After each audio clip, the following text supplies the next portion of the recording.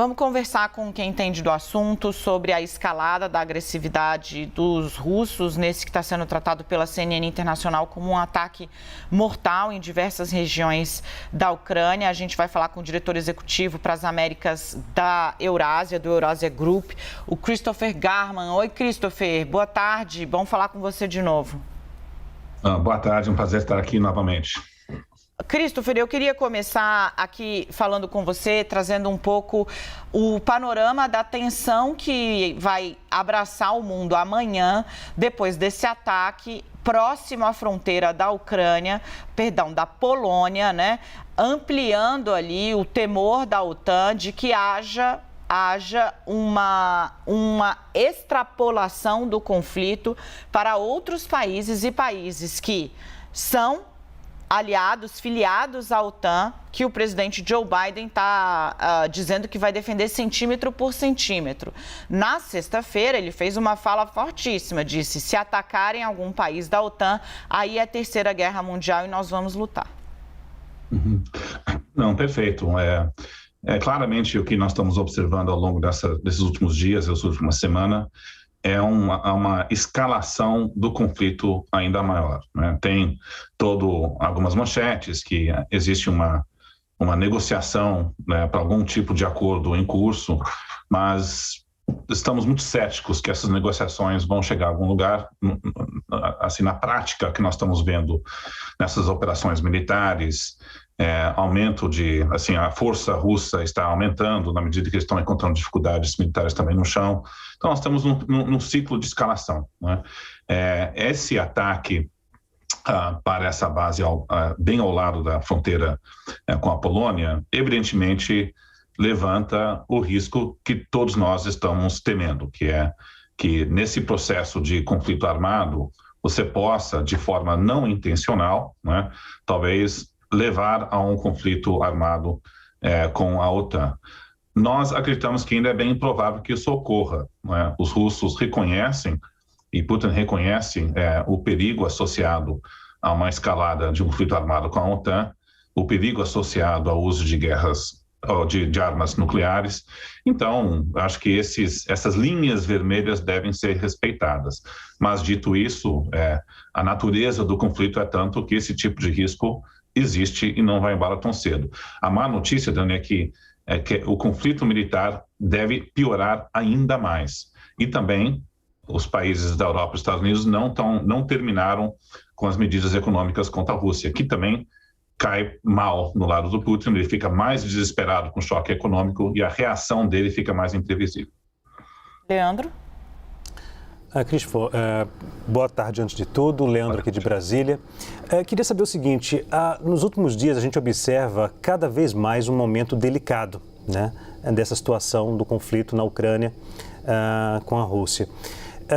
Na visão que o senhor tem, na experiência que o senhor tem, o senhor acredita que o presidente russo, Vladimir Putin, está usando a mesma estratégia que ele usou na Crimeia, dessa forma de tentar pressionar o Zelensky a se entregar, digamos assim, a deixar o país nas mãos de Vladimir Putin, pressionando dessa forma?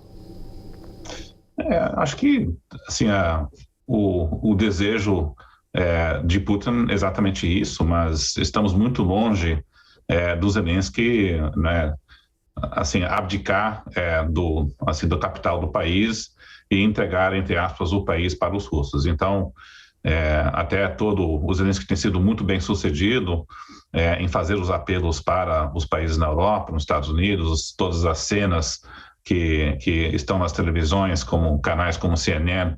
Isso, assim, tem um grande impacto na opinião pública na Europa, nos Estados Unidos.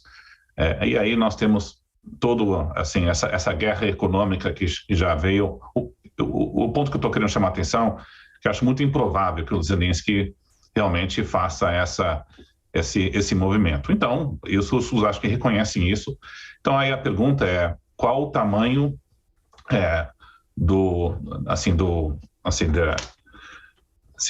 o tamanho da força militar que vai ser necessária para poder assumir controle da capital Kiev e o resto do país.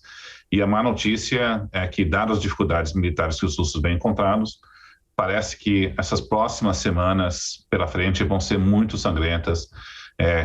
os russos vão incrementalmente aumentar os custos para os civis, né? A despeito das cenas horrorosas que nós vimos, as forças russas ainda estão sendo um pouco modestas nas suas estratégias para poder assumir particularmente a capital Kiev, não outras cidades, mas assim, o potencial de mortes e óbitos para a população dos civis é grande, né? Então, e a maior dificuldade militar que o Putin vai ter, maior vai ser o tamanho e as cenas horrorosas que vamos ver do lado das estratégias para a ocupação dessas cidades. Christopher, vamos falar um pouquinho então sobre isso, né? Putin está abandonado pelo mundo, estrangulado financeiramente, né? As grandes empresas, é um envolvimento inédito do capital privado num cenário de boicote, o volume que esse boicote ganhou, isso não tinha precedente, superou o que foi feito contra o apartheid na África do Sul, mas, de novo, né? Ele foi tão longe que um caminho de volta nesse momento parece muito pouco provável, né? A gente tem visto que aonde os russos estão conseguindo tomar mesmo o controle, que foi o caso ali, por exemplo, da cidade de Melitopol, houve sequestro do prefeito eleito, prisão do prefeito eleito e nomeação de um biônico, no caso lá é uma mulher, subordinada aos russos, né? O problema é que a Ucrânia não é a Crimeia, né? O tamanho, o Leandro faz essa comparação, mas a Ucrânia é muito maior e os ucranianos, mesmo em Kherson, a gente tem imagens hoje na própria CNN, Kherson que está dominada há bastante tempo, há vários dias pelos russos, as pessoas estão na rua. O fato é que ainda que ele consiga uma rendição de Zelensky, o dia seguinte não será de rendição do ucraniano, né? Porque o ucraniano está muito envolvido na ideia de ter sua identidade e sua independência. Onde eu quero chegar com isso, Christopher? Não existe cenário de médio prazo nesse momento em que esse conflito se encerre sem que haja qualquer tipo de repercussão, né? Sim, não, perfeito. É exatamente essa visão que defendemos na Eurásia. Não acreditamos que os russos vão ter condições de assumir o controle militar sobre o país inteiro. Acreditamos que a conquista da capital Kiev é possível, provável, também outras cidades como Odessa, mas provavelmente vai haver um pequeno estado ucraniano no oeste do país que vai viver em paralelo para o território ocupado pelos russos. Essa ocupação russa vai ser muito custosa, deve haver tensões constantes, no sentido até do oeste da Ucrânia fazer incursões e sabotagens constantes para as forças russas. Isso também significa que o processo de ocupação desse território, que vai ser muito sangrento nessas semanas pela frente, e deve levar a sanções econômicas ainda mais graduadas do lado da Europa, praticamente restrições parciais a gás e petróleo. Acho que esse é o grande aí que ainda está faltando. Mas que as sanções não vão ser retiradas tão cedo, né? E provavelmente poderíamos ter algum tipo de negociação pós-ocupação e uma Guerra Fria 2.0, mas deve haver uma desintegração das economias da Rússia e da Europa que está aqui para ficar, não é? E evidentemente as disrupções pelo mercado de energia vão ser severas, e tem toda a dificuldade logística, não é? De mesmo produtos que a Rússia produz que não estão na lista de sanções, de como que você faz sistema de pagamentos por esses produtos. Grandes empresas de cabotagem não estão querendo tocar produtos russos. Os bancos russos estão na lista de sanções, estão fora do sistema de pagamentos. Como é que você faz essas transações financeiras sem violar a parte das sanções já anunciadas? Então tem todo, eu diria que as repercussões dessa guerra em termos de suprimento de produtos que a Rússia produz, que são muito importantes na cadeia de commodities, deve ficar esticada por um bom tempo. Não é uma coisa que pode ser superada em uma questão de 2 ou 3 meses. Dani, posso fazer outra pergunta? Claro, querido.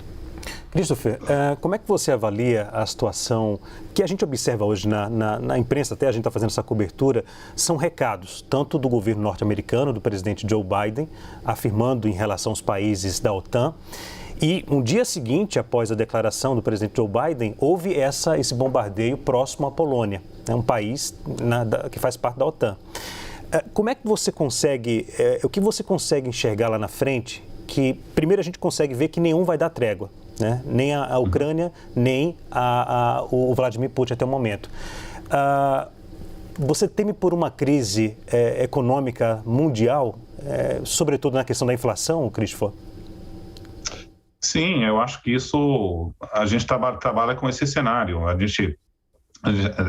O ciclo se o ciclo de sanções ainda não chegou ao fim e temos alguma restrição parcial, não total, parcial, de importação de gás ou de petróleo, o preço de petróleo pode subir ainda mais. Mesmo que venha uma volta no segundo semestre desse ano com o conflito militar chegando ao fim, não vai ser tão fácil você colocar novamente esses barris russos no mercado de petróleo global. Então, e ao mesmo tempo, toda a cadeia de exportação russa de produtos, seja fertilizante, seja de trigo, seja de metais raros, num contexto que o mercado de commodities já está esticado, deve traduzir, na nossa estimativa, pelo menos numa queda do PIB mundial de 1%, um aumento de preço de petróleo que pode chegar até 150 barris, e aí, com uma média só visando o segundo semestre desse ano, uma inflação global que também deve impactar praticamente o preço de alimentos, não só o preço de energia. Então, mesmo um ponto interessante para o Brasil, eu leio várias análises corretas, que o Brasil se beneficia relativamente por ser um produtor de commodities, exportador de commodities, e o real tem se comportado muito bem, porque é um dos países que ganha relativamente, mas é um choque inflacionário que vai atingir o país também, né? Num contexto que a renda caiu 11% no ano passado, por causa da inflação. Então, mesmo os países que saem relativamente bem, eu acho que politicamente vai ser muito desafiador. É só ver o debate hoje sobre como lidar com o aumento de preços de combustíveis. Mas essa historinha se aplica em vários países, a maioria dos países não vão sair ilesos dessa crise, não. Christopher, eu vou pegar esse ponto que você traz agora, que me parece muito importante, né, do impacto global da guerra, dessa empreitada de Vladimir Putin, né, a pressão inflacionária no mundo inteiro, redução da previsão de crescimento no mundo inteiro. Tudo isso tem um custo que vai ser difícil de absorver. Nos Estados Unidos, que é um país que está habituado a guerrear, né, um país que tem um histórico de participação em conflitos, o Joe Biden adotou esse discurso, né, olha, todo mundo paga um preço pela guerra, nós estamos pagando esse preço na inflação, mas é um preço ainda muito modesto diante do que está acontecendo na Ucrânia. A minha pergunta para você é, como é que amanhece o mercado amanhã, né? Você acha que o ataque próximo ali à fronteira da Polônia, isso deve ampliar de novo, fazer um novo choque de preços? Você fala em barril do petróleo a $150, é isso? Ou a gente pode ainda trabalhar, tem gente que fala que vai bater próximo dos $200 se a crise escalar. Já faz preço essa ampliação da tensão por conta da decisão da Rússia de atacar uma área muito próxima a um parceiro da OTAN? Boa pergunta, difícil antecipar, né? Porque os mercados também reagem. Tem movimentos, nós temos movimentos fortes de altas e baixas, mas numa tendência de piora dos preços de ativos, não é? Nós temos, de um lado, esse ataque ao lado da fronteira da Polônia, que eu acho que a maioria dos analistas não vão enxergar isso como um evento que vai aumentar de forma substancial o risco de uma guerra e um confronto militar com a OTAN, né? Vamos lembrar que essa base era recipiente de armamentos, do Oeste, para poder utilizar contra as forças russas. Então, em termos das regras de guerra, num conflito como esse, assim, é um alvo, que pelo menos justificável em termos militares. É claro que você aumenta o risco de um conflito, mas não sei se esse evento aí que está aumentando o risco de um conflito com a OTAN de forma significativa. Ao mesmo tempo, tem manchetes de possibilidades de negociações contínuas entre Rússia a Ucrânia para poder chegar a um acordo, que não acreditamos, mas toda vez que vem manchetes nesse sentido, talvez os mercados reagem um pouco bem para poder sair da piora dos preços. Então, é difícil antecipar o que vai amanhecer na segunda-feira. Eu acho que vai haver momentos que os mercados reagem positivamente, com manchetes de negociações, mas na medida que isso não leva a lugar nenhum, acaba reagindo a essa escalação militar e também escalação de sanções. Leandro, segura comigo só um minutinho, eu volto com você direto e com o Christopher. A gente vai registrar a informação que chegou agora, e já vamos repercutir com o Christopher Garman. A Rússia admite o ataque a esse centro de treinamento próximo à Polônia, em Yavoriv. A Rússia admite o ataque a esse centro de treinamento em Yavoriv, uma região muito próxima à Polônia, e diz que matou 180 pessoas, cerca de 180 pessoas. A informação é do porta-voz do Ministério da Defesa, Igor Konashenkov. Ele fez um briefing hoje para a mídia russa, o que sobrou lá é mídia estatal, né? Dizendo que a Rússia continua seus ataques contra o que ele chamou de mercenários estrangeiros. Lembrando que foi Putin quem, essa semana, publicamente autorizou a convocação, a entrada, facilitar a entrada de esses, sim, mercenários do Oriente Médio. Ele está buscando gente, em especial, na Síria, para lutar do lado dos russos contra a Ucrânia. A informação é da agência Reuters, né? A Reuters não conseguiu verificar de forma independente os dados, em especial o número de vítimas é maior do que o que a Ucrânia vinha falando até o momento, e bem maior, né? A Ucrânia fala em 34 mortos e 134 feridos. Agora, a Rússia fala que matou cerca de 180 pessoas. Essas são as imagens de Yavoriv. Essa base que foi atacada, onde fica essa base militar que foi atacada, era uma base que foi usada em outros tempos para treinamento, inclusive pessoas, né, da OTAN, pessoas da OTAN iam lá treinar militares, e essa base foi atacada. A Rússia fala que matou 180 pessoas e o governo ucraniano diz que morreram 35 pessoas e 134 ficaram feridas. 35 pessoas mortas e 134 feridos. Segundo a Ucrânia, a Rússia diz que matou 180 pessoas. Você está acompanhando, essas são as imagens que chegam agora de Yavoriv. As imagens mostram o tamanho da destruição, o que sobrou desse mega bombardeio que a Rússia hoje admitiu, atribuindo aí a morte de até 180 mercenários. Foi esse o termo que a Rússia usou para se referir às vítimas desse bombardeio em Yavoriv. Vamos voltar com o Christopher, já trazendo aqui as informações, repercussão para a gente de como o mundo, e em especial o mundo dos negócios e o mundo que acompanha a geopolítica, vê esse movimento. Christopher, o que a gente percebe é que, além da guerra bélica, né, a gente segue com a guerra de narrativas, os russos aí utilizando agora os termos. Primeiro eles falaram que iam desnazificar a Ucrânia, depois eles disseram que iam defender os separatistas, libertar duas regiões separatistas. Fica claro que eles entram na Ucrânia como um todo, estão tentando tomar o controle do país, e aí agora eles passam a atribuir as vítimas, a chamar as vítimas como mercenários, né? E isso além da batalha sobre o número de mortes, né? 35 diz o governo ucraniano, 180 diz a Rússia. Bom para a reputação dos russos não é, né? Mas qual é o efeito prático disso para o mercado doméstico, que é o que parece que Putin está tentando preservar e convencer nesse momento?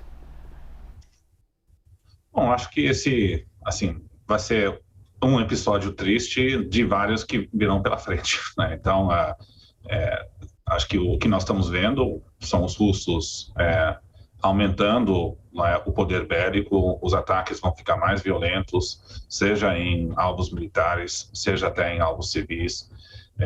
Um evento como esse, evidentemente, é um lembrete importante com o risco de cauda que nós temos, que pode haver um conflito militar com a OTAN, né, de forma que possa uma escalação desse conflito que vai além da Ucrânia. Não acreditamos que isso vai acontecer, mas é um risco, sim, nós ficamos atentos. Eu diria que não acho que esse evento, como eu disse anterior a essa notícia, eu não vejo esse evento ainda como mudando a dinâmica da guerra. aumentando de forma substancial o risco de conflito com a OTAN, permanece dentro do território russo, é um alvo militar, não é também um alvo contra civis, e pode ser justificado pelo fato que isso foi uma base que recebia armamentos, né, do Oeste, e, evidentemente, o Putin reage às sanções econômicas anunciadas e também ao fornecimento de armamentos para a Ucrânia como equivalência de uma declaração de guerra contra a Rússia. Então, essa retórica já saiu, não é uma surpresa que um ataque como esse ocorreu. Mas eu diria, de forma mais ampla, que os mercados financeiros têm dificuldades de precificar o tipo de risco que nós estamos vivendo globalmente. Eu acho que eles tiveram dificuldades de precificar as repercussões de uma guerra e o tipo de disrupção que pode ter sobre a economia global. Não acho que está plenamente especificado ainda, mas claramente todos estão discutindo essas repercussões. Vários bancos estão revendo suas previsões para a inflação, para o crescimento do PIB mundial. Mas esses riscos de cauda é muito difícil de você lidar. Como é que você coloca um risco de cauda de guerra com a OTAN? E no mais extremo, que achamos bem improvável, o uso de uma arma nuclear. Assim, isso não acreditamos. Na Eurásia, achamos a probabilidade muito baixa, mas nós estamos num momento geopolítico delicado, né? E esses tipos de risco de cauda existem. Christopher Garman, muitíssimo obrigada. De novo, ele é diretor executivo para as Américas da Eurasia Group, do Eurasia Group. Christopher, um prazer sempre recebê-lo aqui. Até a próxima. Muito obrigado, o prazer foi todo meu.